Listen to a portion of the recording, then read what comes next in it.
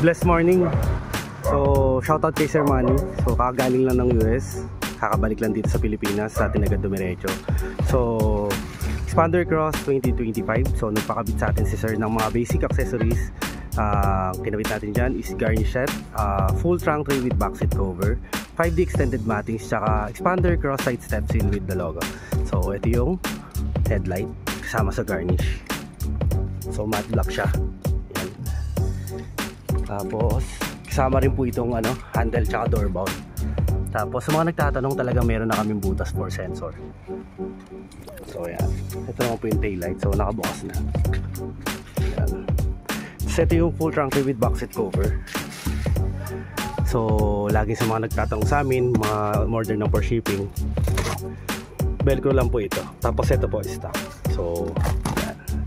So velcro lang po, dinidikit lang po. Yan siya. Ito ulit yung sa may tail light, gas tank.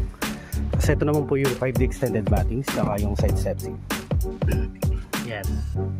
So Expander Cross, available din sa amin tong side step seal na to. Protection sa tapakan. Tapos pagdating naman sa 5D extended mattings, so yan po siya. Passenger side, second row. Yan, extended na po. Yung third row yan, natakban na po. Yan. So linis tignan.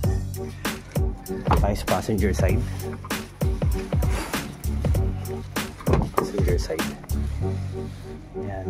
So sa mga gusto mag-inquire sa amin, mag-order ng car accessories, please PM lang po sa may Black Ops Search Pampanga. Please subscribe, follow our social media account sa may FB page, TikTok account, saka sa may YouTube channel Black Ops Search Pampanga.